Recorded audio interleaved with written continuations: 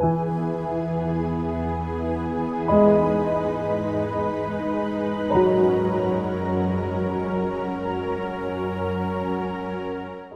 ముందుగా తెలియజేసినట్టుగా మనం ఈరోజు ఒక మంచి అంశం మనం ధ్యానించబోతున్నాం కనుక జాగ్రత్తగా మీరు దీన్ని ఆలోచించాలని కోరుచున్నాను. దేవుడు నరులలో ఏమి చూసి ఆనందపడతాడు అన్నటువంటి సందర్భాన్ని జాగ్రత్తగా ఈరోజు మనం ఆలోచిద్దాం. దేవుడు నరులను ఏమి చూసి ఆనందపడతాడు? ఎవరిలో అంటే భూమి మీదికి మనిషి వచ్చిన తర్వాత దేవుని సంతోషి పెట్టేది, లేకపోతే ఆనంద పెట్టేది, ఈ పదాలన్నీ కూడా పర్యాయ పదాలు. దాన్ని మనము భూమి మీద చేయాలి. ఎవరినైనా చూడండి, మనం ఆనంద పెట్టాలనుకుంటాం. మనం ఆహారం వండి చక్కగా వారు తిని ఆనందపడాలని స్నేహితులు గాని, బంధువులు గాని మనం ఆహ్వానిస్తాం. అంటే మన నుండి ఇతరులు ఆనందపడాలన్నటువంటి కొన్ని కార్యక్రమాలు మనం ఇప్పుడు చేస్తూ ఉంటాం మనం. అలాగే మరి మనుషులను ఆనంద పెట్టడానికి ఎన్నో రకాలైనటువంటి ఆలోచనలు మనం చేసినప్పుడు, ఎన్నో రకాలైన పనులు మనం చేసినప్పుడు, దేవుని ఆనంద పెట్టేటటువంటి కార్యక్రమాలు భూమి మీద ఏమైనా ఉన్నాయా అంటే అసలు ఏంటి? కొంతమంది మంచి సోషల్ వర్క్‌లు చేస్తా ఉంటారు. మనం ఒకసారి ఆలోచిస్తే కొర్నేలి గారి గురించి మనం ఆలోచిస్తే, కొర్నేలి గారి ప్రార్థన దేవుని వద్దకు చేరింది అని ఉంటది. దేవదూత వచ్చి చెప్తది. కొర్నేలి, నీ ప్రార్థన నా వద్దకు చేరింది. అలాగనే నీ ధర్మ కార్యాలు కూడా చేరాయి అని ఉంటది. ప్రార్థన చేరింది, ధర్మ కార్యాలు చేరాయి గాని, ఆయన చేరడు చనిపోతే. ఏవండీ? ప్రార్థన చేరిన తర్వాత, ధర్మ కార్యాలు చేసినట్టు చేరిన తర్వాత ఆయన ఎందుకు వెళ్ళడు అననంటే, ఆయనకు బాప్తిసం లేదు. మెయిన్ అది. మనం చేసేటి ఏ కార్యక్రమాలైనా చాలా మంది చేస్తుంటారు. సోషల్ వర్క్ చేస్తుంటారు. లేదా అనాథలకు భోజనం పెట్టడం, బట్టలు ఇవ్వటం ఏవో చేస్తుంటాం మనం. అవి పేపర్‌లో కూడా కొంతమంది ఇష్టమై వేపిస్తుంటారు. కానీ దేవుని ఆనంద పెట్టేటటువంటి కొన్ని కార్యక్రమాలున్నాయి. అవి ఏవి అన్నది మనం జాగ్రత్తగా మనం ఆలోచిద్దాం. చూద్దామని ఒక మాట డైరెక్ట్‌గా మనం సామెతల గ్రంథం 19వ అధ్యాయము 16వ వచనం చూద్దాం. సామెతల గ్రంథం 19వ అధ్యాయము 16వ వచనములో మనం ఆలోచిద్దాం. ఆజ్ఞను గైకొనువాడు నన్ను కాపాడుకొనువాడు. అంటే దేవుడిచ్చినటువంటి ఆజ్ఞను పాటించేవారు. గైకొనువారు అంటే పాటించేవారు, అనుసరించేవారు. తనను తాను కాపాడుకుంటాడు. తన ప్రవర్తన విషయమై తన ప్రవర్తన విషయమై అజాగ్రత్తగా నడువాడు చచ్చును. అజాగ్రత్తగా ఉండేవాడు చచ్చిపోతాడంట చూడండి. తన ప్రవర్తన విషయంలో అజాగ్రత్త అనేది ఉండకూడదు. అందుకే మన ప్రభుత్వాన్ని కూడా మనం ఒకసారి ఆలోచిస్తే, మన భారతదేశ ప్రభుత్వాలు లేకపోతే స్టేటు కొన్ని ప్రభుత్వాలు ఉంటాయి గదా! వారు కొన్ని మరి హెచ్చరికలు జారీ చేస్తుంటారు. ఇదిగో ఈ దారిలో నెమ్మదిగా వెళ్ళాలి. అంటే మనల్ని కాపాడుకోవడానికి. అంటే సెల్ఫ్ ప్రొటెక్షన్ అంటారు దాన్ని. మనల్ని కాపాడుకోవడానికి. ఎప్పుడైనా చిన్న చిన్న నదులలో గాని, తర్వాత అలాగే చిన్న చిన్న సముద్రపు తీరాల్లో కానీ, కొన్ని స్టీమర్‌లు లేకపోతే స్పీడ్ బోట్స్ వాటిలో ఎక్కి విహారయాత్రలకు వెళ్తుంటారు కొంతమంది తిరగటానికి. ఆ వాటర్‌లో, ఆ రివర్స్‌లో. అయితే అప్పుడు మనకి మరి సేఫ్టీ జాకెట్స్ అని ఇస్తుంటారు కొన్ని. ఆ పైన వేసుకునే జాకెట్స్ లాగా. అంటే ఒకవేళ ప్రమాదవశాత్తు పడిపోయినా అయి కొంచెం మనం మునిగిపోకుండా కాపాడతాయి అనని. ఇవన్నీ హెచ్చరికలు మన సేఫ్టీ కోసం. అంటే మనల్ని ప్రొటెక్ట్ చేసుకోవడానికనిది. ఇవన్నీ ఏర్పాటు చేస్తారు. ప్రభుత్వం వారు ఏం చెప్తుంటారు, ఇదిగో రోడ్డు కొంచెం ముందుగా మీరు వెళితే అది డైవర్షన్ అని ఉంటది ఇక్కడ. అంటే రిపేర్‌లో ఉంది. కాబట్టి మీరు పక్కగా వెళ్ళండి అని హెచ్చరికలు చేసేది మనం చూస్తుంటాం. ఏం కాదులెండి అని వెళ్ళిపోతే ఏమన్నా ఉందా అండి? ఇప్పుడు మనం బెంగుళూరు నుంచి అదేదో మైసూర్‌కో ఏదో ఎక్స్‌ప్రెస్ వేనో ఏదో ఉంది. చెన్నైకో ఏదో ఉంది కదండీ! ఆ మధ్యలో చూడండి ఎంత స్పీడ్ మెయింటైన్ చేయాలి దానికి. అవన్నీ స్పీడ్ మెయింటైన్ చేసేటివి కొన్నుంటాయి. ఎయిర్‌పోర్ట్‌కి వెళ్ళాలంటే ఏదో 60, 80 కిలోమీటర్ల వేగం అని ఉంటది. ఎవడు చూడలేదులే మనం స్పీడ్‌గా వెళ్ళిపోయామనుకో ఆ సీసీ కెమెరాలు ఉంటాయి ఇవన్నీ. ఇవన్నీ ప్రభుత్వాలు మనకు హెచ్చరిక చేయడం. ఎందుకంటే ఇదిగో ఇక్కడ చాలా కరువు ఉందండి. ఆ మూల మలుపు ఎక్కువగా ఉంది. కనుక జాగ్రత్తగా వెళ్ళండి అంటే ఏమవుతుంది జాగ్రత్త చిన్నగా వెళ్ళకుండా స్పీడ్కి పోతే ఏమవుద్ది అంటే మన సెల్ఫ్ అనేటటువంటి కంట్రోల్ మనకు కంపల్సరీ ఉండాలి. సెల్ఫ్ ప్రొటెక్షన్ అనేది మనకు ఉండాలి అని ఈరోజు ప్రభుత్వాలు చెబుతున్నాయని మనం అనుకుంటే, దేవుడు చూడు ఏ రోజో హెచ్చరిక చేశాడు. మళ్ళీ చదువుదాం అదే విషయాన్ని మరలా చదువుదాం మనం. ఆజ్ఞను గైకొనువాడు ఆజ్ఞను గైకొనువాడు అంటే దేవుడు హెచ్చరిక చేస్తున్నాడు. దాన్ని పాటించేవాడు నన్ను కాపాడుతాను. కాపాడుకుంటాడు. అదండి. అంటే ఎందుకు చెప్పిస్తున్నారండి? ఈ గూగుల్ మీట్‌లో ఎందుకు చెప్పిస్తున్నారు? ఇదిగో ఈ టయానికి మమ్మల్ని బతిమిలాడి చాలా సార్లు చెప్తుంటాను ఈ మాట. నాకిష్టమండి ఇది. ఈ మాట చెప్పడం. ఎందుకంటే మా టైం కనుక్కొని మమ్మల్ని హెచ్చరిక చేసి మళ్ళా మేము ఏదైనా పనిలో ఉంటామేమోనని, "అన్నయ్య జాయిన్ అవ్వండి" అని మనకు మరల మాకు తెలపటం ఇవన్నీ మమ్మల్ని అలర్ట్ చేయటం. ఏదైనా బిజీగా ఉండి ఆఫ్‌కోర్స్ నేను మర్చిపోనండి. నాకు ఖచ్చితంగా గుర్తుంటది నాకి. అయినా గాని బ్రదర్ గారు నన్ను గుర్తు చేస్తూ ఇవన్నీ హెచ్చరికలు. దేవుడు చూడండి ఎన్ని హెచ్చరికలు చేస్తున్నాడు. పిల్లలు కూడా ఏదైనా ఒక చిన్న నైఫ్ ఉంటుందండి జాగ్రత్త అని చెప్తుంటాం. గ్యాస్ స్టవ్ దగ్గర జాగ్రత్త అని మనం చెప్తుంటాం. ప్రమాదకరమైనది ఏదైనా ఆ రైలింగ్ మీద నిలబడుకున్నప్పుడు గాని ఇంటి దగ్గర ఆ ఫ్రంట్‌లో ఉన్నప్పుడు ఏమన్నా పడిపోతారేమో అని జాగ్రత్త. పిల్లలకు మనం చాలా చెప్తుంటాం. అంటే ఆ జాగ్రత్తలు పాటించకపోతే ఏమవుతుంది అంటే ప్రాణం పోయిద్ది అంతే. ప్రాణం పోయిద్దంతే. అందుకే ప్రభుత్వం ఎన్నో జాగ్రత్తలు చెప్తుంటది. ప్రతి దగ్గర ఇదిగో ఇది లోపలికి వెళ్ళకూడదు. ఇక్కడ ఇంతవరకు మాత్రమే వెళ్ళాలి అని చెప్పి కొన్ని ఆహ్, ప్లకార్డ్ పెడుతుంటారు. బోర్డులు పెడుతుంటారు అక్కడ జాగ్రత్త, జాగ్రత్త, జాగ్రత్త అని. అదేనండి దేవుడు చెప్పింది. మరలా అండర్‌లైన్ చేసుకొని మరలా చదువుదాం. అక్కడి నుంచి మరలా చదువుదాం మనం. ఆ! ఆజ్ఞను గైకొనువాడు అబ్బా! చూడండి ఎన్ని ఆజ్ఞలు ఇచ్చాడండి దేవుడు. ఆజ్ఞను పాటించేవాడు నన్ను కాపాడుతాను. మనల్ని కాపాడుకుంటాడంటే ఎన్ని ఆజ్ఞలు ఇచ్చాడంటే ప్రతి దానికి ఆజ్ఞ ఇచ్చాడాయన. ఇదిగో ఈ చూపుతో జాగ్రత్తగా చెడును నువ్వు చూడబాకు అది ఆజ్ఞ. చెడును చూసావో నువ్వు పోతావని అని అర్థం.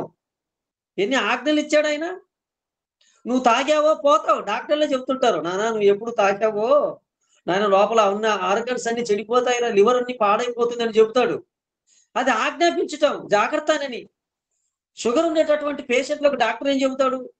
నాన్న నువ్వు ఈ స్వీట్లు తినొద్దు. కొన్ని ఫ్రూట్స్ తినొద్దు. కొన్ని రిస్ట్రిక్షన్స్ పెడతాడు. ఏవి తినొచ్చు, ఏవి తినకూడదనేది. అయినా తినామో పోతాం అంతే.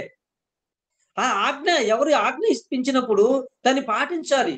ఆజ్ఞను గైకొని వాడు తన్ను తాను కాపాడుతాను. కాపాడుకుంటాడు.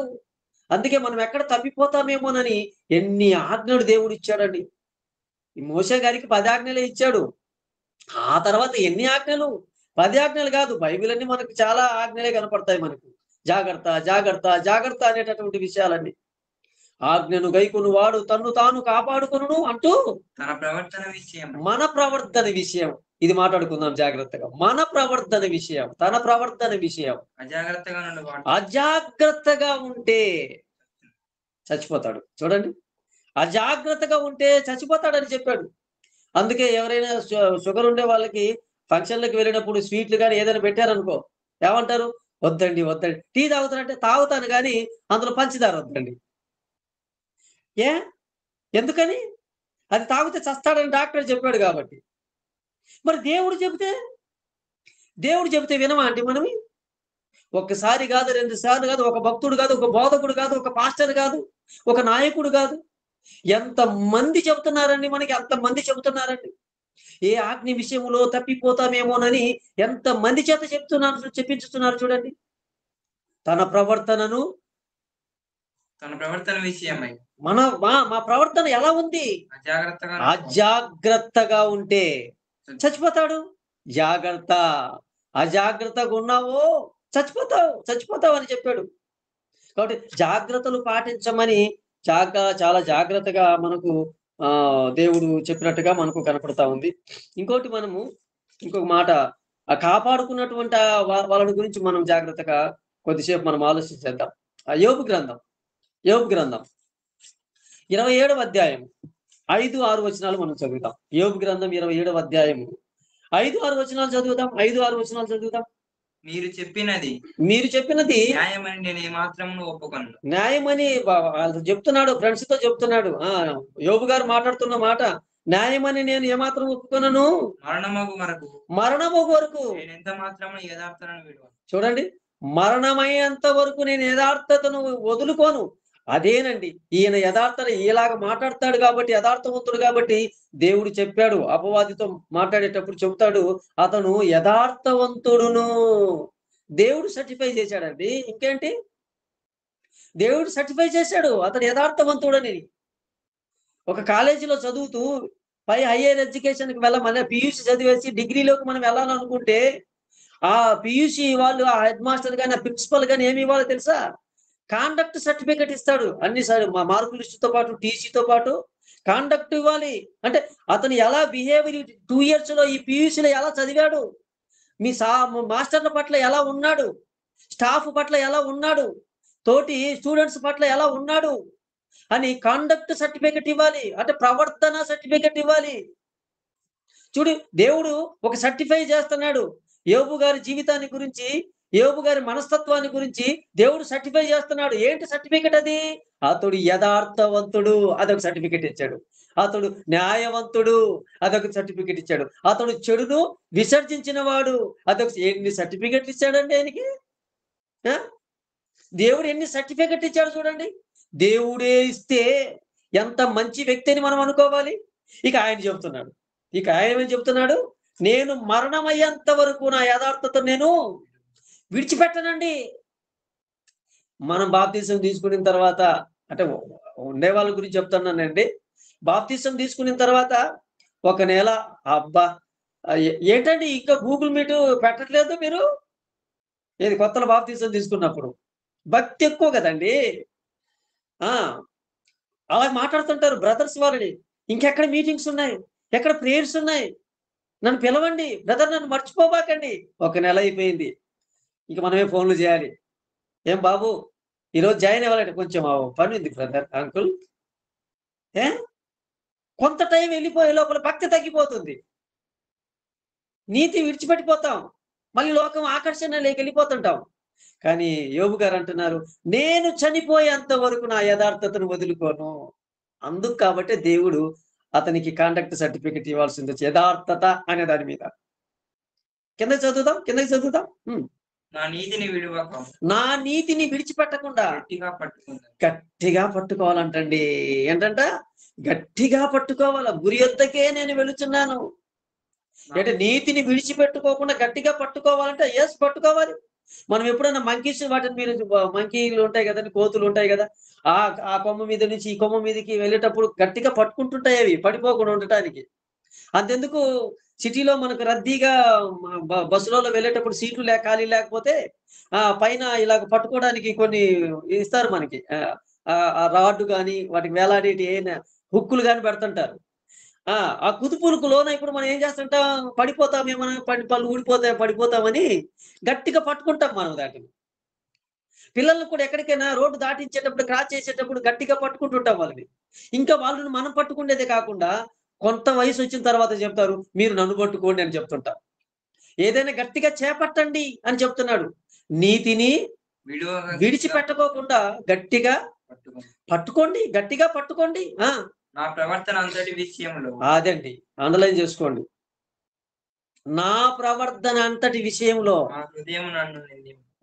హృదయం నన్ను నిందింపదు. అదండి మన ప్రవర్తనలో మన హృదయము మనల్ని నిందించకుండా ఉండాలంట. మన హృదయము మనల్ని నిందించుతుందా? మన ప్రవర్తన మీద నిందిస్తుందా, నిందించదా అని మనం ఆలోచిస్తే నిందిస్తుందండి. మనం బయట కనపడేటప్పుడు అందరికి చాలా బాగా కనపడతాం. భక్తులుగా కనపడతాం, పరిశుద్ధులుగా కనపడతాం, విశ్వాసులుగా కనపడతాం. కానీ ఒంటరిగా ఉన్నప్పుడు తెలిసిపోద్దండి మనం ఎవరమో. ఒంటరిగా తలుపేసుకొని గదిలో ఉండండి, ఆహా మన క్యారెక్టర్ ఏంటో బయటపడుతుందండి. అది ఒక్కసారి పరీక్షించుకోండి. యోబు గారు అంటారు, నా ప్రవర్తన విషయంలో అంతటి 1, 2 కాదంట, అన్ని ఆలోచన చేసుకున్నప్పుడు మైండ్లోకి తెచ్చుకొని ఈ రోజంతా నేనేం చేశాను, ఏమన్నా మొబైల్ చూసేటప్పుడు ఏమన్నా చెడు ఏమన్నా చూశానా? లేదు ఈ రోజు నేనేం చూడలేదు. అఫ్ కోర్స్ ఆయనకి లేదనుకోండి, చెబుతున్నాను అప్పట్లో లేదులే మొబైలు. ఈ రోజు ఏమైనా నేను బయటికి వెళ్ళినప్పుడు చెడు చూపేమన్నా చూశానా? లేదు. ఏదైనా మాటతో ఏమన్నా తప్పు చేశానా? లేదు. అన్ని చెక్ చేసుకుంటున్నాడు. తన ప్రవర్తన అసలు ముందు ఎవరు నిందిస్తారంటే మనం అనుకుంటారు, అదిగో నన్ను ఎదిరింటోళ్ళు, పక్కింటోళ్ళు ఎవరో నిందించారు, ఫ్రెండ్స్, లేకపోతే నా కొలీగ్స్ ఎవరో నిందించారని మనం అనుకుంటాం. అసలు మనల్ని నిందించేది ఎవరో తెలుసా? మన హృదయం అని చెప్తుంది చూడండి. మనల్ని నిందించేది మన హృదయమే నిందిస్తదంట మనల్ని. ఇదేం చేయలేదంట. యోబు గారి విషయంలో యోబు హృదయం మాత్రం ఆయన్ను నిందించలేదంటండి. అంటే ఆయన చెక్ చేసుకుంటున్నాడు. ఈరోజు నేను ఏం చేశాను నేను? ఈరోజు నా మాటతో, నా చూపుతో, నా తలంపులతో, నా క్రియలతో నేనేమైనా తప్పు చేశానా అని ఒకసారి ఆత్మ శోధన చేసుకుంటే, హృదయ పరిశీలన చేసుకుంటే, మంచోని వండి అని నింద చేయలేదంట. నింద వేయలేదంట తన హృదయం మీద. తన హృదయం తన మీద నింద వేయలేదు. చెప్పండి. మనిషి మరణించిన తర్వాత దేవుడు మన హృదయాన్నే ముందు అడుగుతాడు. అదే చెబుతదంట. ఈడు చేశాడు తప్పని. ఎవరో చెప్పాల్సిన అవసరం లేదు, ఎవరినో చూడాల్సిన అవసరం లే ఆయన. మన హృదయమే దేవునికి చెప్పేస్తదట. ఇది చేసా, రికార్డింగ్ చేసుకుంటది అది మొత్తం ఏం చేసావో. అందుకే నా హృదయం నన్ను నిందించలేదు. ఎంత మంచి మాట అండి. నా హృదయం ఒక్కసారి నేను పరిశీలన చేసుకుంటే అది నన్ను నిందించలేదు. అందుకే హృదయం నిందించకుండా ఉండటానికి అదే యోబు గ్రంథం 31వ అధ్యాయము 1వ వచనం చదువుదాం. యోబు గ్రంథం 31వ అధ్యాయము 1వ వచనం. నేను నా కన్నులతో నిబంధన చేసుకుంటుని. యోబు గ్రంథం 31వ అధ్యాయం 1వ వచనం. నేను నా కన్నులతో నిబంధన చేసుకుంటున్నా అంటే ప్రామిస్ చేసుకుంటున్నాడంట.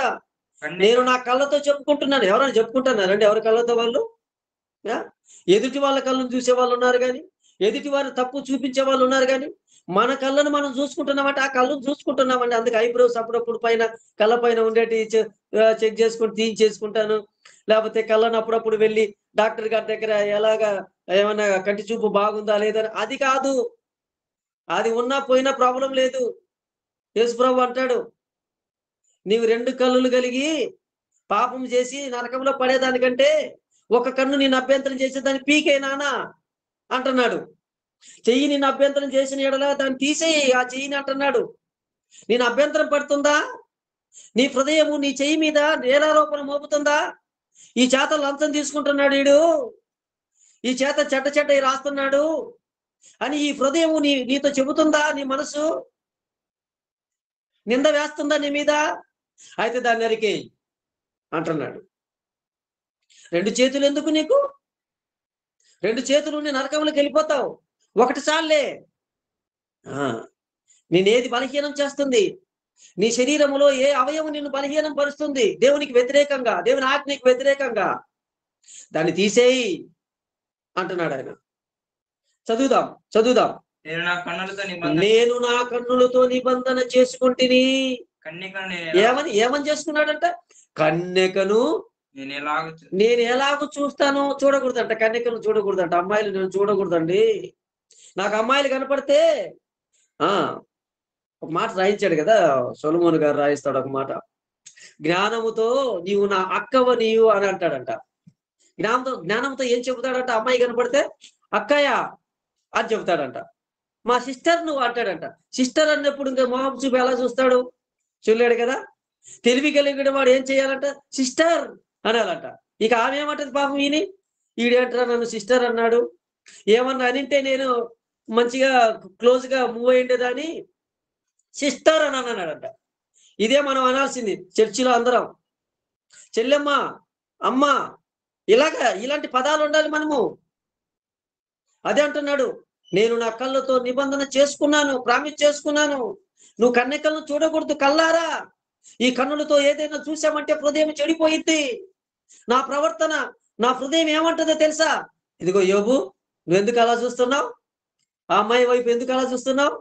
ఆ ఆంటీ వైపు ఎందుకు అలా చూస్తున్నావు అని తన మనసు తనకు చెబుతుందంట. తన హృదయం తనకు చెబుతుందంట. నేరారోపణ చేసిద్దంట. మనం అనుకుంటాం వాడెవడో చూస్తాడేనేమో, అరే వాడు చూడలేదులే నన్ను అనుకుంటాం. అదిగో ఈవిడ చూడలేదులే నన్ను అనుకుంటాం. కానీ ఎవరు చూస్తున్నారు? ఎవరు చెబుతున్నారు? తన హృదయం తనను నిందిస్తుంది. నువ్వు ఇది చేశావు, నువ్వు అది చూసావు. అందుకే ఒంటరిగా ఉన్నప్పుడు, ప్రార్థన చేసుకోవడానికి మోకాళ్ళు ఉన్నప్పుడు నీ హృదయ పరిశీలన ఒకసారి చూసుకోండి. అది మనల్ని నిందిస్తుందో లేదో, అది మనల్ని ఏం చేస్తుందో లేదో ఒకసారి చూడండి మనల్ని. ఇంకో మాట మనం చూద్దాం. అపోస్తల కార్యములు 23వ అధ్యాయం 1వ వచనం. అపోస్తల కార్యములు 23వ అధ్యాయము మొదటి వచనం చదువుతాం. మొదటి వచనం. పౌలు మహాసభవాన్ని తేరిచూచి సహోదరులారా, సహోదరులారా, నేను నేటి వరకు కేవలం మంచి మనసాక్షి గలవాడు. నేను నేటి వరకు చూడండి వారితో మాట్లాడుతున్నాడు. సహోదరులారా, మంచి మనస్సాక్షి, మనసుకు సాక్ష్యం చెప్పేదంట. నా మనసు నాకు సాక్ష్యం ఇస్తుంది నేను మంచోని అని. అదండి, ఎవరో మంచోళ్ళకు పైకి కనపడేవారు చాలా మంది ఉంటారు, మంచోళ్ళగా కనపడాలని. మంచోళ్ళగానే కనపడతారండి. ఇప్పుడు తీవ్రవాదులు, ఉగ్రవాదులని మనం చెప్తుంటారు కదా, ఐఎస్ఐఎస్ ఉగ్రవాదులని. వాళ్ళందరూ ఏంటనుకుంటున్నారు? బాగా మంచిగా కనపడతారండి.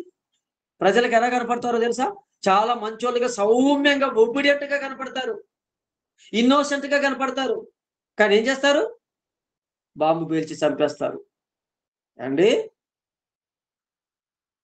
అందుకే వారి మనసు తనకు చెబుతుంటది, ఇప్పుడు నేను వాళ్ళని చంపేస్తా కదా, వారి హృదయం చెప్పేస్తుంది, ఇప్పుడు నేను వాళ్ళని చంపేస్తా కదా అనేనని. కానీ ఇక్కడ పౌలు గారు అంటున్నారు, నా మనస్సాక్షి మంచి మనసాక్షి గలవాడు. ఎలాంటిదంట? మంచిది. మనస్సాక్షి చెడ్డది కాదు, నా మనస్సాక్షి మంచిది. దేవుని ఏదైనా నడుచుకుంటున్నాను. నీ దగ్గరికి నేను లాస్ట్ వరకు, కనపడినంత వరకు నా మనస్సాక్షి మంచిగా ఉంది అంటున్నాడు. తర్వాత ఇంకొక మాట మనము కొరింథీయులకు రాసిన మొదటి పత్రిక 4వ అధ్యాయం 4వ వచనం. తన మనస్సాక్షి గురించి చెప్తున్నాడు. ఇప్పుడు 4వ అధ్యాయం 4వ వచనం, కొరింథీయులకు రాసిన మొదటి పత్రిక 4వ అధ్యాయం 4వ వచనం. నా యందు నాకు ఏ దోషమును కానరాదు. నా యందు నాకు ఏ దోషము కనపడలేదు. తనను తాను చూసుకున్నప్పుడు ఏ దోషము కనపడలేదు. మనం ఏం చూసుకుంటాం? హృదయాన్ని మనము మరి పరీక్షించుకోము, అద్దములో మన శరీరాన్ని పరీక్షించుకుంటాం. ఉదయాన్నే లేచిన వెంటనే అద్దంలో, మిర్రర్లో మన యొక్క దేహాన్ని మనం పరీక్షించుకుంటాం. ఇక్కడ ఏమన్నా మచ్చలు ఏమన్నా ఉన్నాయా? ఇక్కడ ఏమన్నా ఉందా? ఇంకేమన్నా ఉందా బాడీ మీద? అంటే ఆ శరీరము స్మూత్ గా ఉండటానికి, స్కిన్ టోన్ బాగుండటానికి ఎన్నో రకాలైన క్రీములు మనం రాసుకుంటుంటాం. దుర్గంధ వాసన రాకుండా ఎన్నో పర్ఫ్యూమ్స్ మనం వాడుకుంటుంటాం. చక్కగా కనపడాలని మంచి డ్రెస్అప్ అవుతుంటాం మనం. ఇది మన బాహ్య శరీరాన్ని గురించి మనం ఆలోచిస్తుంటాం మనం. కానీ పౌలు గారు అంటాడు, చదువుదాం. నా యందు నాకు ఏ దోషమును నా యందు నాకు ఏ దోషము అంటే తనను ఏం చూసుకుంటున్నాడు అంటే, ఈ శరీరము, బాహ్య శరీరము కృషించిపోయింది. బాహ్య శరీరం బాగలేదు, ఒళ్ళంతా గాయాలు, కొట్టారు, రాళ్లతో కొట్టారు, చచ్చిపోయాడని ఊరి బయటికి ఈడ్చేసేశారు, కుక్క పిల్లని ఈడ్చేసినట్టుగా. ఒళ్ళంతా గాయాలేనండి. అద్దంలో ఏం చూసుకుంటాడు? వెళ్ళి ఎక్కడ చూసినా గాయాలే. శరీరాన్ని పట్టించుకోవట్లా, కానీ దేని పరిశీలన చేసుకుంటాడు? ఒక పింపుల్ వచ్చిందనుకో ఈ ఫేస్ మీద, అమ్మో, ఉదయం వేసినప్పటి నుంచి ఈ వేళ్ళు దాని మీదనే, ఈ చేతులంతా దాని మీదనే. అద్దం పట్టుకుని అలాగ తిరుగుతుంటా, వంటలోకి వెళ్ళి, బెడ్రూమ్లోకి వెళ్ళినా, ఎక్కడ ఉన్నా ఇది ఇలాగా బొగ్గు మీద ఇలాగ వచ్చింది, దాన్ని ఎలాగ చిదిమేయాలి, దాన్ని ఎలాగ బయటికి తీసేసేయాలి, దీన్ని ఎలాగా ఏదైనా వేసి మానిపించేయాలి అని ఈ దేహాన్ని ఎప్పుడు కూడా పరిశీలన చేయలేదండి. పౌలు గారు ఈ దేహాన్ని గురించి ఎప్పుడు పరిశీలన చేయలే. కానీ ఏం చేసుకుంటున్నానంటున్నాడు? ఆయన హృదయాన్ని చూసుకుంటున్నాడు, మనసును చూసుకుంటున్నాడు. చూసినప్పుడు ఏ దోషము, చెడు కనపడలేదంట. నా యందు నాకు. అందుకే ప్రతి వారం మనము పరిశీలన, మన మనసును, మన హృదయాన్ని మనం పరిశీలన చేసుకోవాలి. ఎదుటి వారికి అవకాశం ఇవ్వాల్సిన అవసరం లేదు. మనం బాప్తీసము తీసుకొని సంఘములో చేర్చబడిన ప్రతి విశ్వాసి తనను తాను పరీక్షించుకోవాలి. అసలు ఎంత జాగ్రత్తగా చెబుతున్నాడు అంటే, ఇతరులు ఏమి చెప్పడానికి వీలు లేనంతగా చెబుతున్నాడు.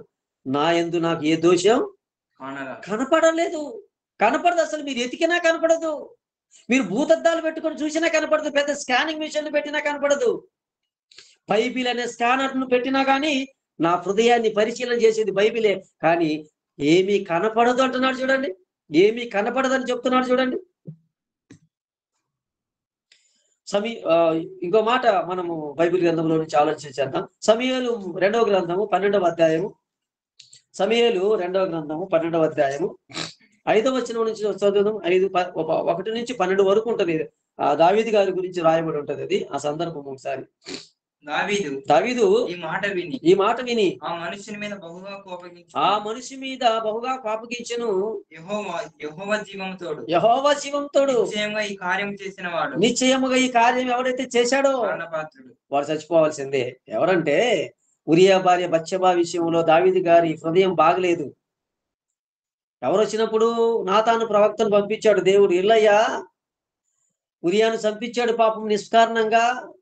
హృదయంలో ఏముంది ఆయన? ఇప్పుడు ఏముంటదండి ఆయనకి? ఆయన హృదయాన్ని ఒక్కసారి పరిశీలన చేసుకుంటే దావీదు గారు ఏముంటది అప్పుడు తర్వాత నేను అనే తర్వాత కాదు, ఆ తప్పు చేయించిన తర్వాత, ఆయన తప్పు చేసినప్పుడు, తర్వాత ఉరియాను చంపించినప్పుడు, ఉరియా భార్యతో ఆయన తప్పుగా ప్రవర్తించి ఉరియాను చంపించినప్పుడు ఆయన మనసు ఎలా ఈ యోబు గారి లాగా చెప్పినదా మనస్సాక్షి? గద్దించదా? గద్దించే ఉంటదండి. అందుకే దేవుడు పంపించాడు. నాతాను, నువ్వు వెళ్ళు. ఆయన హృదయం బాగలేదు, హృదయ స్థితి బాగలేదు. 12వ వచనం చూద్దాం. 12వ వచనం. పగటి యందు వాడు వారితో చేయనిచ్చును. నీవు ఈ కార్యం రహస్యంగా చేసేదివి గాని. నీవు ఈ కార్యం రహస్యంగా చేశావు. ఎవరికి తెలియదని నువ్వు రహస్యంగా చేశావు. నాకు తెలిసిపోయింది. కానీ నిజంగా పరిశీలన చేస్తే ఎవరి హృదయము వారికి చెప్పేస్తుందండి. మన ప్రవర్తన మన హృదయం చెప్పేస్తుంది. దావీదు హృదయం నిందించేసింది. అందుకే ఏం చెప్పాడు? వాడెవడో చచ్చిపోవాలయ్యా. ఆ గొర్రెపిల్లను కోసుకొని తిన్నది తన గొర్రెపిల్లని కాకుండా ఇతడికి ఒకటే ఉంటే దాన్ని కోసుకొని తిన్నాడంట. వాడు చచ్చిపోవాలి, మరణానికి పాత్రుడే అన్నాడు. అది నువ్వే అని అన్నాడు. పాపం తనను తాను ఒక్కసారి చెప్పినప్పుడు చూసుకుంటే భయమేసింది. నువ్వే శిక్ష విధించినా నేను రెడీ అయ్యాను అన్నాడు. ఏమన్నాడు 12వ వచనంలో? నేను పాపం చేసి తిని దావీదు నాతానుతో అనగా, నేను పాపము చేసి తిని. యోబు గారు ఏమంటున్నాడు? నేను యథార్థంగా ఉంటిని అంటున్నాడు. పౌలు గారు ఏమంటున్నాడు? నా మనస్సాక్షి నా మీద నిందలు లేవు అంటున్నాడు. నేను మనసు చక్కగా ఉన్నాను అంటున్నాడు. దావీదు గారు చూడండి, నేను పాపం చేశాను. ఒక్కసారి తన మనసును తను చూసినప్పుడు గద్దించేసింది. అయ్యా, నిష్కారణంగా అతని యుద్ధంలో ఎక్కడో సామాన్ దగ్గర కావలి ఉండవలసిన వాడిని తీసుకుపోయి ఇన్ఫ్రంట్ లో పెట్టి చంపించేశావే. ఒక్కసారి అది తెలిసినప్పుడు గుండె పిండేసింది అతన్ని. మనసు హృదయ వికారం అయిపోయిందండి. అప్పుడు బాధపడేసి ఏ శిక్ష విధించినా ఓకేనా. ఆ ఒక్క తప్పు తప్పక ఇంకెప్పుడు తన జీవితంలో చేయలేదండి. ఇంకా చాలాసార్లు అతని గురించి రాయిస్తాడు దేవుడు. ఉరియా భార్య బత్షెబా పట్ల తప్ప ఇంకెప్పుడు చేయలేదు ఆయన తప్పని. చేస్తాం, మనిషి నైజం, అది చేసిండొచ్చు ఎవరైనా తప్పు. కడిగేసుకున్నామో యేసు రక్తంతో ఇక బాగోడిపోయి సంఘములు చేర్చబడి హెచ్చరికలు విని మన శరీరంలో ఉండే ప్రతి అవయవానితో మనం ఒక నిబంధన చేసుకోవాలి. యోబు గారు కళ్ళతో చేసుకున్నాడు, హృదయంతో చేసుకున్నాడు. అదే పౌలు గారు తన హృదయంతో చేసుకున్నాడు, తన మనసుతో చేసుకున్నాడు. అమ్మయ్య, నా మనసు సాక్ష్యం చెప్పింది, నేను మంచోనేనని నా మనసు చెప్పింది. మీరు కూడా ఎప్పుడన్నా చూడండి, ఎవరైనా మాట్లాడేటప్పుడు సరిగా అటు ఇటు లేకుండా మాట్లాడితే మనం అంటాం, అరే నీ గుండె మీద చేసుకుని చెప్పు అంటాం. అంటే ఏమని? ఇది ఏం చెబుతుందని? గుండె ఏం చెప్పదులే, లబ్డబ్ అనే తప్ప. నీ ఇక్కడ నీ మైండ్ అక్కడ పెట్టుకొని చూడని చెప్పాలి. ఇక్కడ పెట్టుకోవాలి. గుండె ఏం చెబుతుంది? పంపు చేసేది తప్ప అది. ఇదండి హృదయం, ఈ మనసు ఇది. మైండ్ ఇక్కడ నుంచి కదా అన్నిటికీ వెళ్ళి. మన వాళ్ళు అంటుంటారు చూడు ఎప్పుడన్నా, అరే వాడు మైండ్ గేమ్ ఆడతాడని. గుండె గేమ్ కాదు ఆడేది. ఏమండి? హార్ట్ గేమ్ వాడు ఆడేది. Mind game. మైండ్ ఇది, హృదయం ఇది. తలలో నుంచే సంకేతాలు ప్రతి ఆర్గానికి వెళ్ళేది, ప్రతి అవయవానికి వెళ్ళేది. అది బాగుండాలి, అది శుద్ధంగా ఉండాలి. ఇప్పుడుందో లేదో కానీ ఈ సంస్కృతి, మన బైబిల్ తెలిసినటువంటి వాళ్ళు పాతోళ్ళు కొంతమంది పల్లెటూర్లలో, మా చిన్నతనాల్లో కూడా, ఇప్పుడు కూడా అఫ్కోర్స్ చాలా ఊళ్ళో చూస్తుంటాం. ఏదైనా పీడకలలు వస్తాయని జ్వరం వచ్చినప్పుడు, బాగలేనప్పుడు బైబిల్ తీసుకొని ఇక్కడ పెట్టుకుంటారు తల కింద. పీడకలలు రాకూడదని, చెడు కళలు రావంట బైబిల్ పెట్టుకుంటే. ఏమండి? ఆయన పెట్టుకోమనింది తల కిందనా తలపుల్లోనా? బైబిల్ పెట్టుకోమనింది తల కింద కాదు. అది తల తిండా ఏమైనా తల కింద పెట్టుకోవడానికి, తలంపులలో పెట్టుకున్నాం మనం. అది దేవుడు చెప్పింది. ఒక్కసారి వాళ్ళ తలంపులు చూసినప్పుడు బాగున్నాయి అంటున్నాడు. కానీ దావీదు గారి తలంపుల్లోకి వెళ్ళిపోతే, ఇది బాగలేదు నాన్న, సరి చేసుకుంటానయ్యా, సరి చేసుకుంటాను. ఈ వాక్యం ద్వారా మనం ఏం చేయాలి? మన హృదయముతో, మన మనసుతో ఒక నిబంధన చేసుకుందాం. ఒక నిబంధన చేసుకుందాం. అందరికీ వాక్యం బాగా చెప్పారు సార్, డాక్టర్ గారు మీరు బాగా చెప్పారు. నాకెందుకు మీ కాంప్లిమెంట్? బాగా చెప్పారంటే మీ కాంప్లిమెంట్ నాకు అవసరం లేదు. దీని ద్వారా నువ్వు ఏం తెలుసుకున్నావు? అది నాకు కావాలి. నాకు కూడా మీకే కాదు, నా ప్రవర్తనకు కూడా ఇది చూసుకోవడం నేను. అమ్మో! వారికి అందరికి చెప్పి నేనే సరిగ్గా లేకపోతే ఎలా? నేను కూడా నా హృదయాన్ని పరిశీలన చేసుకోవాలి. అది ఏం చెబుతుంది? తలుపేసేసుకొని ఒకసారి అడగండి. ఏం చెబుతుంది? నా హృదయం సరిగ్గా నా గురించి చెప్పట్లేదంటే బైబిల్ తీసి చదవండి. అది చెప్పేస్తుంది నీకు. ఇదిరా నీ బతుకునేది. నీ హృదయ స్థితి ఇది మనకు చెప్పేస్తదండి. అప్పటి నుంచి దావీదు చాలా జాగ్రత్తగా ఉన్నాడు. అందుకే దావీదు గారు తన తరం వారికి సేవ చేసి నిద్రించెను. అబ్బా! ఆ తర్వాత సేవ చేసేసి ఇక వద్దు నాయన ఈ సంపియడాలు, ఈ కోరికలు ఇవి ఏమొద్దు. నా హృదయం నిందించుతుంది. వద్దొద్దున నేను మానేసేసి ఇక సేవ వైపు తన హృదయాన్ని తిప్పేసేసాడండి. సేవ చేశాడు. సేవ చేయించుకుంటారు రాజులు. ఈ రాజు ఏంటి? సేవ చేశాడు. దేవుడి సేవ చేశాడు. అప్పటి నుంచి దివారాత్రములు ధ్యానించాడు. తప్పు చేశానయ్యా, మన మైండ్ నిండా మరి ధ్యానించడం లేదు కాబట్టి ఇదిగో ఈ తప్పుని చేయగలిగాను. మైండ్లో ఎప్పుడు ధ్యానం ఉండాలి, మైండ్లో ఎప్పుడు వాక్యం ఉండాలి. అందుకని ఎదుట పాపము చేయకుండా ఉండాలంటే నా హృదయంలో ఏముండాలి? నీ వాక్యం ఉండాలి. అప్పుడు అది లేదయ్యా, అప్పుడు అది లేదు. అందుకే ఆ పచ్చబాలు చూసి తప్పు చేశాను. ఇప్పుడు నిండా పెట్టేసుకున్నాను. పగలు చదవాలి, రాత్రి చదవాలి, టైం ఉన్నప్పుడల్లా చదవాలి. ఏ సోది పెట్టుకోకూడదు ఎవరితో. అనవసరమైన సోది మాటలు వద్దు. దేవుని మాటలు ఉండటం వల్ల తప్పు చేయకుండా ఉండడానికి మనకు వీలవుతుంది. అది మనం చేయాలి. ఇంకొక మాట అపోస్తల కార్యములోని 24:16 వచనం చదువుదాం. అపోస్తల కార్యములు 24వ అధ్యాయం 16 వచనం. ఈ విధమున నేనును దేవుని ఎడలను మనుషుల ఎడలను ఎల్లప్పుడూ నా మనసాక్షి నిర్దోషమైనదిగా ఉండాలి. అబ్బా! దేవుని ఎడల నిర్దోషంగా ఉండాలి. మనకు కనపడే మనుషుల పక్షాల, మనుషుల ఎడల కూడా మన హృదయము నిర్దోషంగా ఉందంట. దానికోసం ఏం చేయాలంట? నిర్దోషంగా ఉండాలంటే అభ్యాసమా? ప్రాక్టీస్ చేయాలా? ఫేర్ అండ్ లవ్లీ అని కొంత సాన్సెట్స్ ఉంటాయి కదండి. ఆ ఫేర్ అండ్ లవ్లీ మీద ఒక 5-6 బొమ్మలు అలాగా వేసింటారు. ఫస్ట్ పిక్చర్ చూసారనుకో నల్లగా ఉంటుంది. సెకండ్ పిక్చర్ ఉంటుంది అనుకో కొంచెం తెల్లగా ఉంటుంది. థర్డ్ అట్లా 6 వారాలు వాడటం వల్ల ఏం చెప్తాడు వాడు కంపెనీవాడు, ఫేర్ అండ్ లవ్లీ వాడు? 6 వారాలు ఇది వాడితే అదో ఫస్ట్ ఎలా ఉన్నావు చూడు, ఇప్పుడు ఎలా ఉన్నావు చూడు, బిఫోర్ ఆఫ్టర్ అంట. ఎప్పుడైనా కొంతమంది చెప్తుంటారు చూడండి, మీకు ఏమైనా బాగా లావుగున్నారా, తగ్గిపోవాలా, 10 కేజీలు తగ్గాలా, బిఫోర్ ఆఫ్టర్. ఇప్పుడు ఏం చేశారు ఈ మధ్యలో? ప్రాక్టీస్, అభ్యాసం చేశారు.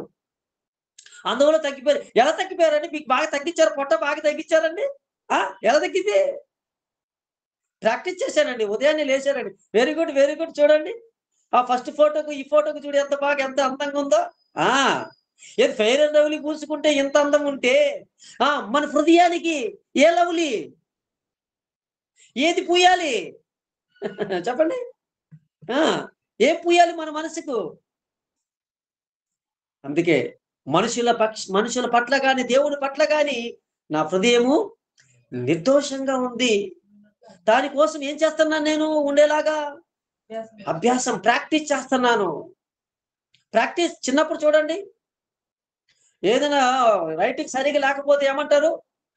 దానికి ప్రాక్టీస్ చేసేది ఒకటి ఉంటుంది, ఒక నోట్బుక్ ఉంటుంది, ప్రాక్టీస్ చేసేది ఉంటుంది. అది కాపీ రైట్ అంటాం కదా. దానిని ఇలాగా కాపీ రైటింగ్ ఇలా చేస్తుంటాం, రాసిందే రాస్తుండాలి. ఇంకా వాట్ అనేది రాయలేదనుకో కర్సీ రైటింగ్ లో, మరి రాపిస్తానే ఉంటారు. ఇంకా ఇలా అమ్మాయి చాలా బాగుందండి ఈ రైటింగ్ అని అన్నారు అనుకో, సంవత్సరం పట్టిందండి. ఇదిగో ఇన్ని బుక్కులు, ఇన్ని పెన్నులు, ఇన్ని పెన్సిల్ రాసి తో గీకి ఇలా చేస్తే కానీ ఈ రైటింగ్ రాలేదు. మరి అభ్యాసం. ఈరోజు నాకు యథార్థత ఊరకలాలా. మనుషుల పట్ల దేవుని పట్ల నేను ఇలాగ ఉన్నాను అంటే, నా ప్రవర్తన బాగుందంటే దానికి కారణం చెప్తున్నాడు. ఊరికి ఎలా వచ్చిందయ్యా పౌలు గారు అని అంటే ఆయన చెప్తాడు, అభ్యాసం చేశానయ్యా, అభ్యాసం చేశాను.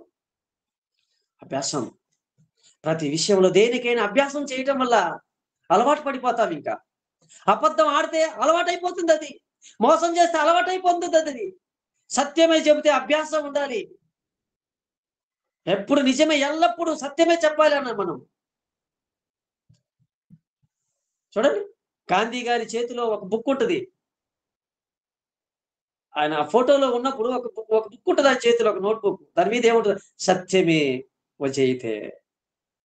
అంటే నువ్వు సత్యం మాట్లాడితే నీకు జయమే. సత్యం ఎవరు? యేసుక్రీస్తు వారు. నేనే సత్యం. సత్యాన్ని చేతులు పట్టుకొని తిరుగుతున్నాడు. హృదయంలో పెట్టుకొని నువ్వు సత్యంగా బ్రతుకు, సత్యమే చెప్పు, ఎల్లప్పుడూ నిజం చెప్పు. అట్ ద ట్రూత్ అంటున్నాడు యేసుక్రీస్తు వారు. నేనే నిజాన్ని, నిజానికి ఇదిగో నిలువెత్తు రూపము నేనే, కట్అవుట్ నేను. ఎలా ఎలా పాసిబుల్ అయింది? ప్రాక్టీస్. నిజం చెప్పాలంటే ప్రాక్టీస్. ఈ మసల్స్ ఎందుకయ్యా ఇంత బాగున్నాయి? ప్రాక్టీస్. Gym body. అతను అడిగితే ఏం చెప్తాడు? ప్రాక్టీస్. ఎస్. ఆహార నియమాలు పాటించాలి, ఏదంటే తినకూడదు. ఏమ్మా వరల్డ్ బ్యూటీగా నువ్వు సెలెక్ట్ అయ్యావు కదా, ఎలా అని ఆమెను అడిగితే ప్రాక్టీస్. ఎందుకు నీ నడుము 28 ఉంది? ఏదంటే అది తినలేదమ్మా, ఫుడ్ ఐస్ క్రీమ్స్ తినలేదు, స్వీట్స్ తినలేదు, జాగ్రత్తగా ఉన్నాను, ప్రతిరోజు దీన్ని జాగ్రత్తగా కాపాడుకున్నాను. ప్రాక్టీస్. ఎస్, అవును. భక్తి ప్రాక్టీస్ చేయాలి, యథార్థతను ప్రాక్టీస్ చేయాలి. ఈ చూపుతో ఒక చెడ్డును చూడకుండా ఉండడానికి ప్రాక్టీస్ చేయాలి. సీరియల్ చూసేవాళ్ళు, సినిమా చూసేవాళ్ళు అలవాటు అది. మొబైల్ ఎప్పుడు పట్టుకొని చూసే వాళ్ళకి అలవాటు అది. చూడకుండా ఉండటానికి ప్రాక్టీస్ చేయాలి. వెంటనే ఎక్కడికి వెళ్ళిపోతే చెయ్యి డబ్బుల మీద ఉండే పర్సు మీదకి కూడా పోతండి, వ్యాలెట్ మీద కూడా వెళ్ళదు. మన హ్యాండ్ దేనికి వెళ్ళిపోతుంది? దేని మీదకి వెళ్తుంది? నా మొబైల్ ఏది? చచ్చిపోతాం ఒక నిమిషం కనపడకపోతే. ఏది నా మొబైల్? పట్టుకొని ఏమేమో మనం చూస్తుంటాం. వద్దు. ప్రాక్టీస్ చేస్తే వద్దు, ఈ రోజంతా నేను అసలు ముట్టుకోను. నాకు తెలిసిన ఒక ఫ్రెండ్ బ్యాంకులో మేనేజర్. ఆయన ఏం చేసేవాడు తెలుసా? శనివారం రోజండి కొంచెమన్నా మాటలు తగ్గించుకోవాలని శనివారం మాట్లాడండి, మౌన వ్రతం అంట. మీరు వినే ఉంటారు, కొంతమంది మౌన వ్రతం అంటుంటారు. ఏంటంటే ఈ రోజు అంటే నేను మౌన వ్రతం అండి అంటే ఈ వారం అంతా 5 రోజులు మాట్లాడి ఏమేమో చెడ్డని మాట్లాడు. నాయన దేవుని దగ్గర పోతే అడిగితే ఈ వారంలో మాట్లాడేటట్టు కొన్నైనా తగ్గించుకుందామని మౌన వ్రతం అంట. క్రైస్తవులకు ఇదే చెప్పాడు దేవుడు, క్రైస్తవులకు ఇదే రాయించాడు దేవుడు. విస్తారమైన మాటలలో దోషం ఉండక మానదు ఉంటాయి. అందుకే ఎవరితో కూడా ఎక్కువ మాట్లాడబాకండి వాక్యం తప్ప.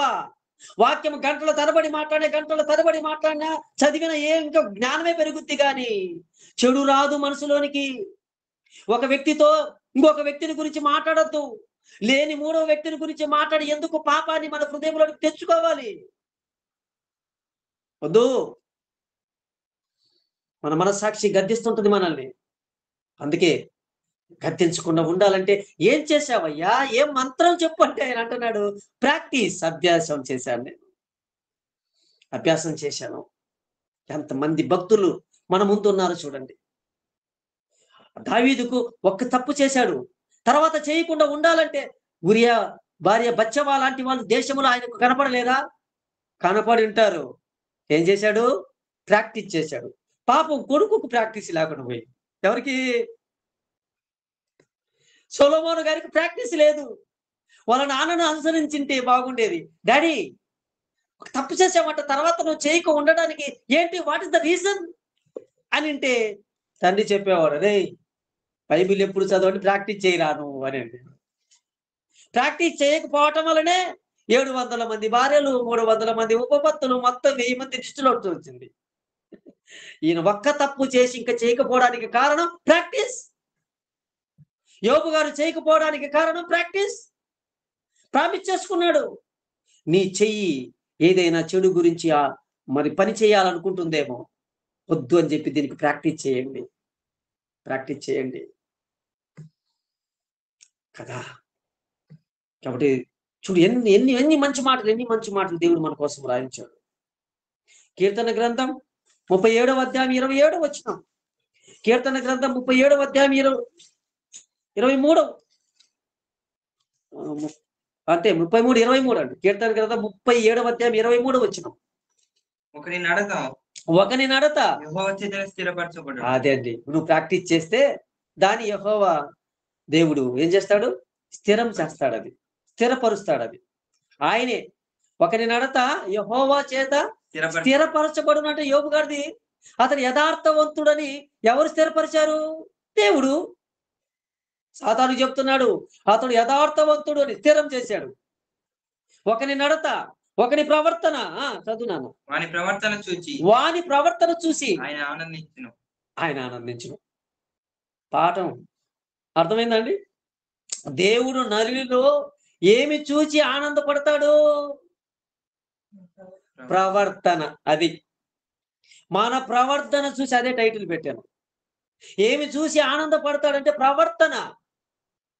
ఏమి చూసి ఆనందపడతాడంటే ఆయన ప్రవర్తన చూసి ఆనందపడతాడు. ఇంకో మాట మనకు గలతీయులకు రాసిన పత్రిక 2వ అధ్యాయం 6వ వచనం. గలతీయులకు రాసిన పత్రిక 2వ అధ్యాయము 6వ వచనంలో 2వ లైన్లో ఉంటుంది చూడండి ఆ మాట. దేవుడు నరుని వేషం చూడదనే వచనం అది చదవండి, వేస్ట్ ఎందుకు టైం అంతా.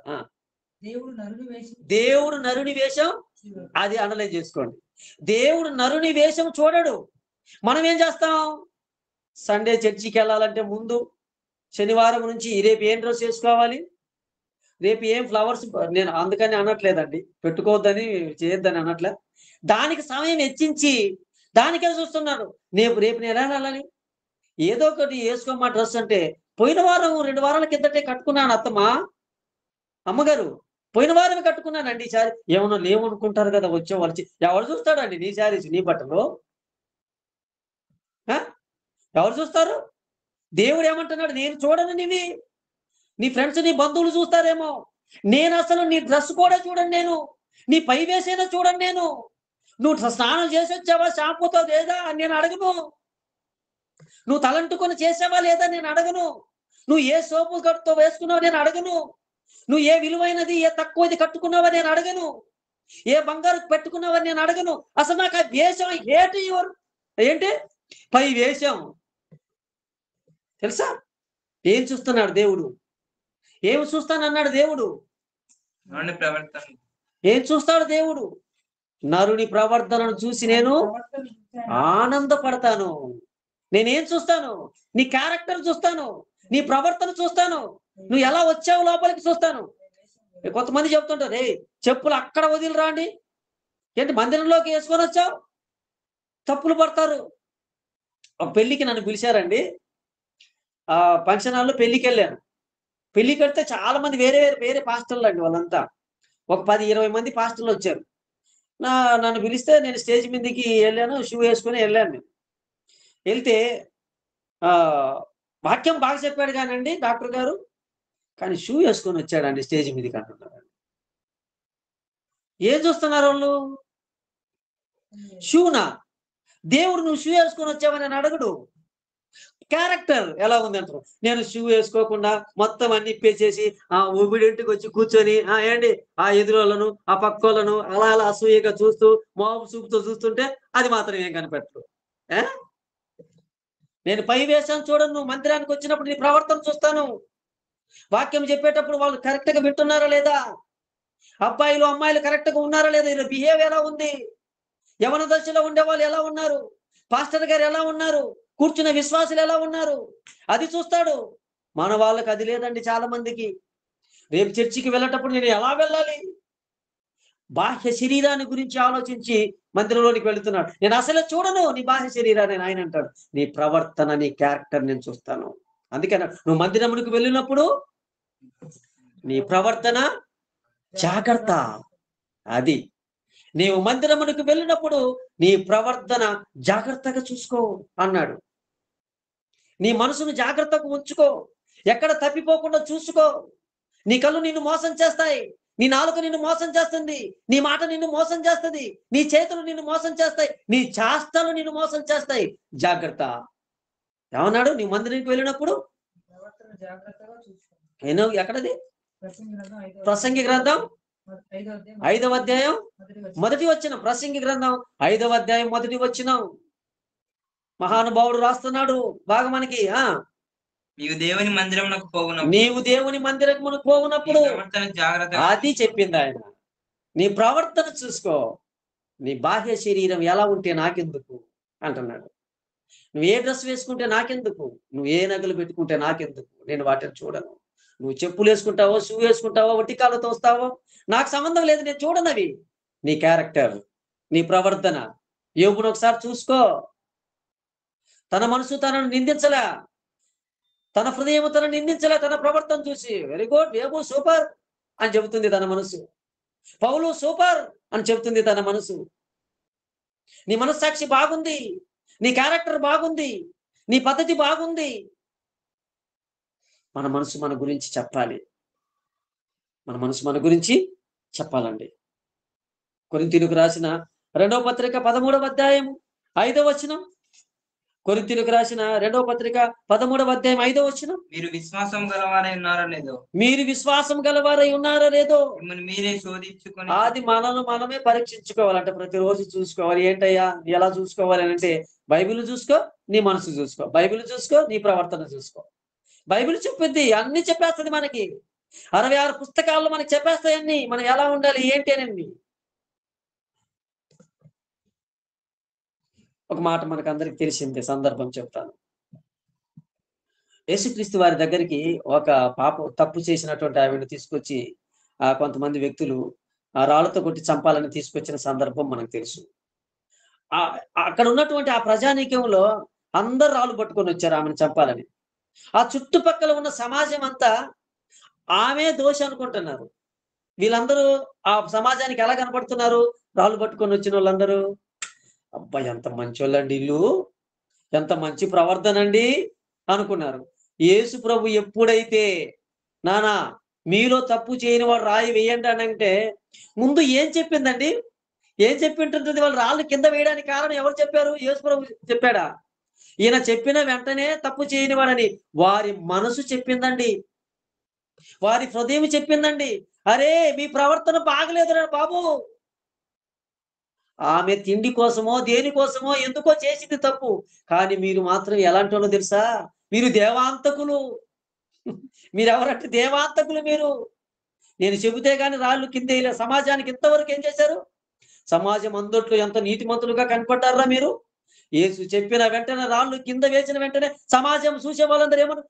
అరే మీరెందరూ భక్తుల్లా కనపడ్డారు, రాళ్ళు పెట్టుకుని ఆమెను చంపడానికి వచ్చారు. యేసు ప్రభు చెప్పంగానే మీరు రాళ్ళు కిందేశారంటే, అమ్మో మీరెంత దుర్మార్గులరా మీరు. చెప్తే తెలిసిపోయిందండి.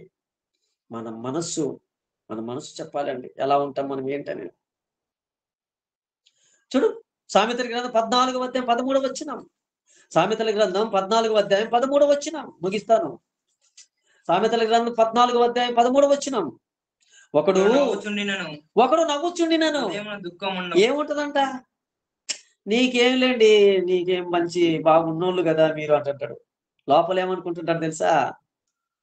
ఎంత హ్యాపీగా ఉన్నారండి మీరు, నీలాగుండాలండి మేము అని అంటే, ఇంటికి వెళ్ళిన తర్వాత చెప్తాడు వాడు, మీ దగ్గర అలా చేశానండి బాగోదని నా ఫంక్షన్లో.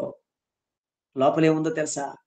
చాలా బాధ అండి, చాలా వేదన అండి, మా కుటుంబంలో గొడవలండి, మా పిల్లలు నేను చెబితే వినరండి, నా భార్య నా మాట వినదండి సరిగా, నా భర్త నా మాట వినడండి, మా తల్లిదండ్రులు మా మాట వినరండి, మా నాన్నగారు ఇలాంటి వాళ్ళండి. చూడండి మా బాధలండి ఇవి. ఎవరికి చెప్పుకోవాలి మా బాధలు? పైకి అలా ఉన్నానండి నేను. ఎలా ఉన్నాడంట? పైకి అలా కనపడుతున్నాను కానీ లోపల బాధ అండి. ఆహా, ఏం చెప్పాడండి?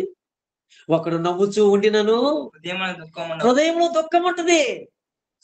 పైకి ఏదైతే ఉందో హృదయంలో కూడా అదే ఉండాలండి.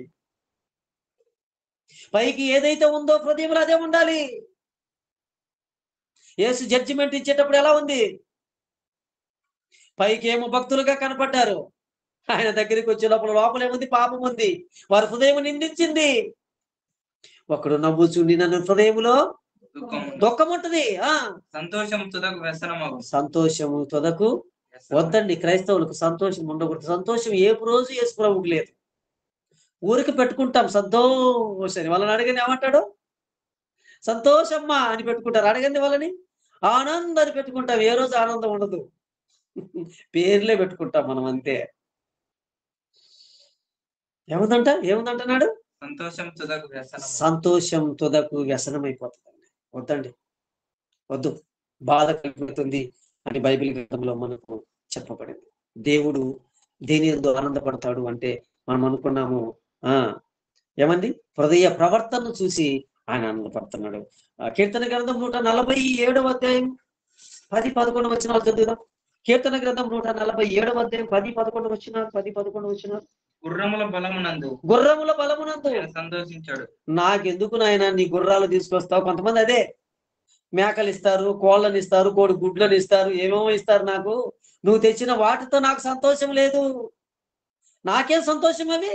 నువ్వు ట్రాక్టర్ కొనుక్కొని చర్చి చుట్టూ తిప్పుకుంటే నాకెందుకు? నువ్వు బైక్ కొత్తది కొనుక్కొని చర్చి చుట్టూ తిప్పుకుంటే నాకెందుకు? నా సేవకు ఎప్పుడైనా ఉపయోగించావా ఈ బైకు? ఏమండి, నా సేవకు ఎప్పుడైనా ఉపయోగించావా ఈ బైకు? చదువుదాం. నరుల కాలి సత్తువయందు ఆయన ఆనందింపడు. నీ కాలి సత్తువ అంటే నాకెందుకు? అందుకే ఆయన ఏమన్నాడు తెలుసా? సువార్త ప్రకటించు వారి పాదములు సుందరములైనవి. ఆ ప్రకటించేవి నల్లవైన, తెల్లవైన, పొట్టి అయినా, సన్న అయినా, ఎలాగైనా అవి సువార్త ప్రకటిస్తే అవి నాకు సుందరములైనవి. కానీ వాటిలో సత్తువు తీసి తనేనో గోడ పగిలిపోతుంది తెలుసా? నాకు అంత సత్తు ఉంటే నాకెందుకు అది అంటున్నాడు ఆయన. ఆ కాలి సత్తువ నాకు అవసరంలా. తన యందు భయభక్తులు గలవారు, అది తన యందు భయభక్తులు గలవారి యందు, తన కృప కొరకు కనిపెట్టుకొని వారి యందు అదండి ఆనందం. తన యందు భయభక్తులు కలిగి ఉండాలి, మంచి ప్రవర్తన ఉండాలి, ఆయన కృప కోసం కనిపెట్టుకొని ఉండాలి. వారి యందు ఆయన ఆనందపడతాడు. మనం ఏదో ఇస్తే దేవుడు ఆనందపడతాడు అనుకోబాకండి. ఏదో ఇంత పెద్ద కానుక తీసుకొచ్చేస్తే దేవుడు ఆనందపడతాడు అనుకోబాకండి. కాదండి. అందుకని ఇవ్వద్దని నేను చెప్పట్లేదు, కానీ మన మనసు దేవునికి అవసరం. మన హృదయము ప్రవర్తన బాగుండాలి. మన మనస్సాక్షి దేవునికి నచ్చిందై ఉండాలి, మనుషులకు నచ్చిందై ఉండాలి.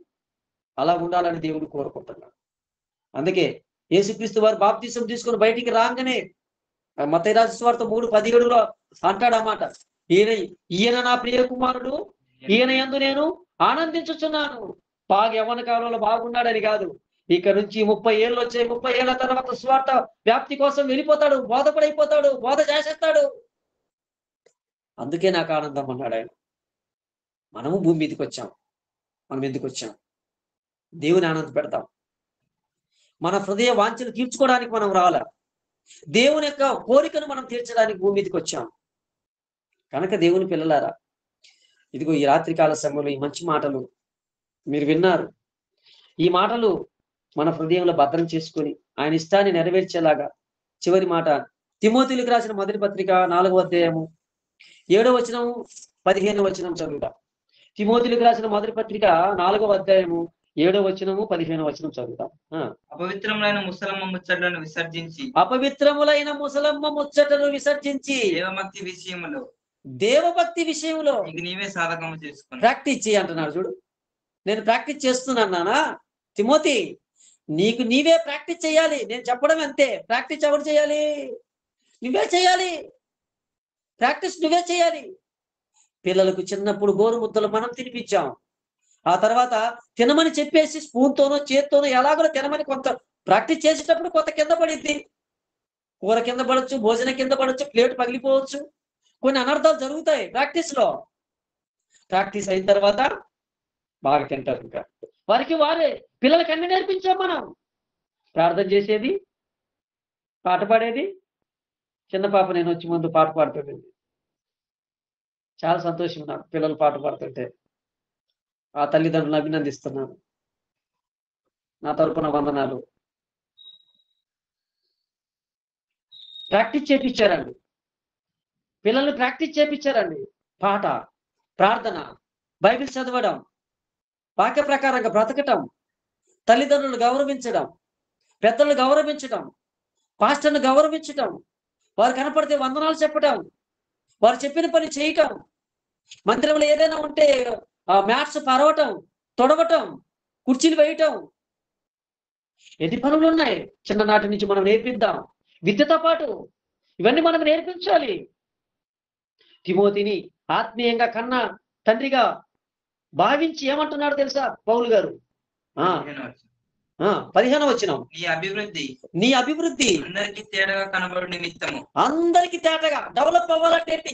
అరే ఇప్పుడు నువ్వు భలే డెవలప్ అయ్యావురా, అప్పుడు మొద్దు సరిగ్గా మార్కులు వచ్చేటివి కాదు నీకు పియూసి ఫస్ట్ ఇయర్ లో.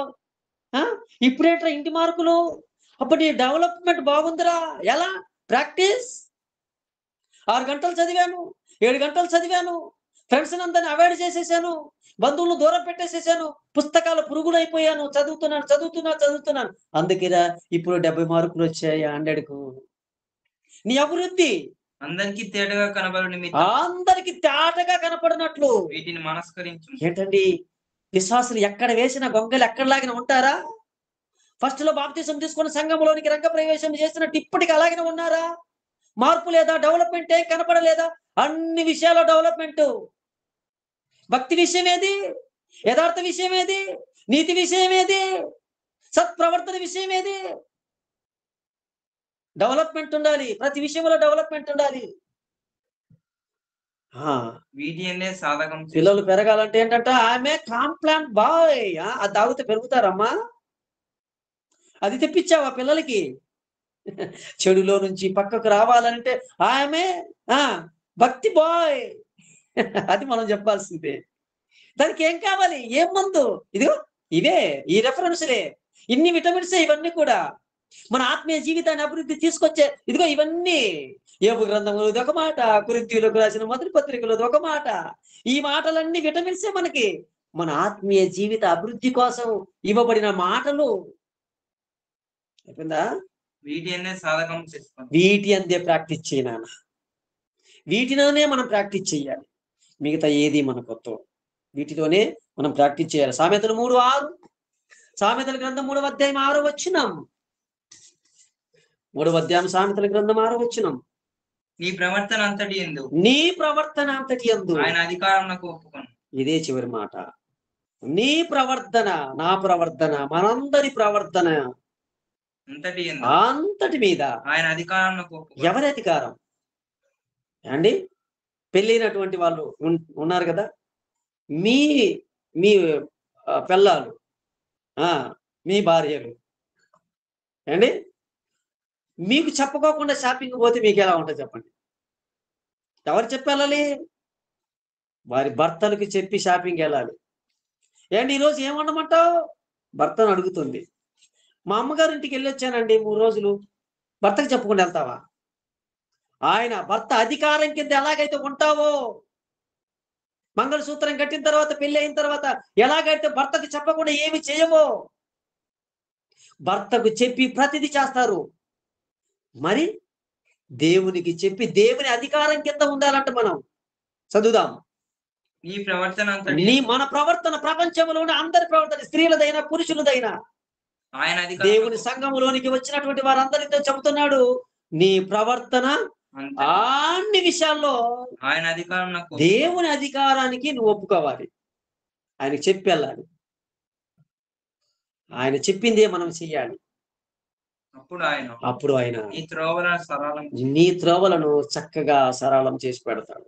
ఆయనకు చెబితే ప్రార్థన ద్వారా ఆయనతో మాట్లాడతాం, వాక్యం ద్వారా ఆయన మాటలు విందాం, చదువుకొని మనకేదో చెబుతాడు ఆయన. మన రిక్వెస్ట్ లేదు, ఆయనకు చెప్పుకుందాం. ఆయనకి అధికారం ఇచ్చేద్దాం. మనమందరం అధికారం ఇచ్చేద్దాం. స్త్రీ మీద పురుషునికి అధికారం ఇచ్చారు కదా. ఒక కుటుంబం మీద ఒక నాయకునిగా ఒక పురుషుని పెట్టాడు కదా, ఒక తండ్రిగా. సంఘములో ఒక సేవకునికి పెట్టాడు కదా, నాయకునిగా. సంఘ సేవకునికి అధికారం ఇచ్చాడు. కుటుంబంలో ఒక తండ్రిగా అధికారం ఇచ్చాడు. సంఘములో ఒక అధికారాన్ని ఇచ్చాడు. అందరి మీద దేవుడు అధికారిగా ఉన్నాడు. ఆయన అధికారానికి మనం లోబడదాం, మన ప్రవర్తన సరి చేసుకుందాం. అటివారిగా మనం దేవుణ్ణి ఆనంద పెట్టేటటువంటి విధంగా మన హృదయం మలుచుకోవాలని. ఒకవేళ అలాగ లేకపోతే ప్రాక్టీస్ చేద్దాం. పౌలు గారు లేరండి? మన మన మన సమాజంలో పౌలు గారు లేరా? పౌలు క్యారెక్టర్ ఉందా లేదా? లేదేమో. అందుకే పౌలుది చదువుతున్నాం. తిమోతి వారి క్యారెక్టర్ లేరా? యోబు లాంటి క్యారెక్టర్ లేరా? యోబు గారిని చూసుకుందాం. అలాంటి క్యారెక్టర్ మన సంఘంలో ఉండాలి. ఈ భక్తుల అందరి క్యారెక్టర్లు మన సంఘంలో ఉండాలి. ఈ గూగుల్ మీట్ లో ఉన్నటువంటి వారందరూ వారిలాగా ఉండాలని నేను కోరుకుంటున్నాను. దేవుని ఆనంద పెడతాం. మన ప్రవర్తన చూసి ఆయన ఆనందపడతాడు. పౌలును చూసి ఆనందపడిన దేవుడు, ఇస్సాకు యాకోబులను చూసి ఆనందపడిన దేవుడు, అబ్రహా గారిని చూసి ఆనందపడిన దేవుడు నిన్ను నన్ను మనందరిని చూసి ఆనందపడాలి. ఏం చూసి? మన ప్రవర్తన. ఈ రోజు నుంచి తండ్రి, నా ప్రవర్తన మీద నీవే అధికారివని ఆయనతో మాట్లాడతాం. నీవే నాకు అధికారివి, నిన్ను చెప్పకుండా నేనేం చేయను. ఏదన్నా చూడాలంటే, నా కంటితో ఏదన్నా చూడాలంటే నేను అడుగుతాను. నా నోటితో మాట్లాడాలంటే నీ అనుమతి కోరుతాను. నా చేతితో ఏమైనా చేయాలంటే నీ అనుమతి కోరుతాను. నీవే నా leader, you are my officer, నువ్వే నా అధికారివి. లోబడిపోదాం ఆయనకు. మన త్రోవలు సరళం చేద్దాడు. ఇన్ని రోజులు నేను చేయలేకపోతున్నానని నా కన్ను నన్ను అభ్యంతరం చేస్తుంది. దీన్ని తొలగించాలా? ప్రాక్టీస్ చేయాలా? ప్రాక్టీస్ చేద్దాం. ఎందుకు తొలగించుకోవడం? ఎందుకు? యేసుప్రభు అయితే తీసేయమన్నాడు. ఈ చెయ్యి తప్పు చేస్తుందా? ఎందుకు తొలగించుకోవడం? ప్రాక్టీస్ చేద్దాం. ఒక అవకాశం ఇచ్చాడు కదా. అభ్యాసం ప్రాక్టీస్ చేయండి. ప్రాక్టీస్ చేస్తే చెడ్డైపోతాయి, మంచి వచ్చేస్తాయి. అలాగే మనం ఉండిపోతాం. ఓకేనా? చిన్న ప్రార్థన చేసుకుందామండి. మా ప్రియ పరలోకపు తండ్రి, క్రీస్తు యేసు వారి ఉన్నతమైన శ్రేష్టమైన నామాన్ని బట్టి మీకు స్తుతులు స్తోత్రాలు చెల్లిస్తుంటున్నాం నాయన. ఈ రాత్రికాల సమయంలో మీ పిల్లలు ఆయా ప్రాంతాల్లో ఉండి ఈ గూగుల్ మీట్ ద్వారా, ఈ మొబైల్ అనే పరికరం ద్వారా ఎక్కడో వేరే వేరే రాష్ట్రాల్లో ఉన్నటువంటి మీ పిల్లలు కూడా వినగలుగుతున్నారు అని అంటే అది మీ కృపే తండ్రి. మమ్మల్ని అందరినీ కూడా ఇలాగ జాయిన్ చేసి కొన్ని మాటలు వినటానికి, కొన్ని పాటలు పాడుకోవడానికి, వాక్యము వినేటటువంటి అవకాశాన్ని, వెసులుబాటు మీ పిల్లలు కలిగించారు తండ్రి. సామ్స్ పాల్ గారు, వారిని, వారి కుటుంబారి, తండ్రి గారిని, అమ్మగారిని, వారి పరిచర్యను మీరు ఆశీర్వదించండి. ఇంతవరకు ఈ ప్రోగ్రాం అంతా లీడింగ్ చేసినటువంటి సహోదరుని దీవించండి, వారి కుటుంబాన్ని, పాటలు పాడిన పిల్లలు, ప్రార్థన చేసిన పిల్లల్ని, అలాగే ప్రతి వారం ప్రతిరోజు ఇలాగే ఎవరైతే గ్యాదర్ అవుతున్నారో వారిని, వారి కుటుంబాలు, ఇంకా నూతనంగా అనేకులు రావాలి, అనేకులు తెలుసుకోవాలని కోరుకుంటున్నాం. ఇలాంటి ఈ పరిచర్యను కూడా, ఈ ఆన్లైన్ పరిచర్యను కూడా మీరు ఆశీర్వదించుకొని కోరుకుంటూ, అనేకులకు మీ మాటలు వినిపిస్తున్నారయ్యా. ప్రత్యక్షంగా పరోక్షంగా మీ పిల్లలందరూ కూడా ప్రాక్టీస్ చేసి చక్కగా ప్రవర్తన దిద్దుకొని ఉండాలని కోరుకుంటూ, ఈ రాత్రి కాలంలో మిమ్మల్ని ఆనంద పెట్టేటటువంటి మాటలను మేమైతే ఎలాగా ఆనంద పెట్టాలో అనేటటువంటి బైబిల్ గ్రంథంలో నుంచి భక్తులు ఆనంద పెట్టినట్టు చూసాం. కానీ మేము కూడా మిమ్మల్ని ఆనంద పెట్టే విధంగా మా ప్రవర్తనను సరి చేసుకుని ప్రాక్టీస్ చేసి నేను ఆనంద పెట్టేటువంటి పిల్లలుగా, మీకు ఇష్టమైన పిల్లలుగా సమాజంలో బ్రతికే వారికి ఉండటం మమ్మల్ని అందరినీ కూడా ప్రోత్సహించి, ప్రేరేపించి, నడిపించమని కోరుకుంటూ, క్రీస్తు వారి పరిశుద్ధ నామం ఈ ప్రార్థన మీకు సమర్పిస్తున్నాము కన్న తండ్రి. ఆమేన్.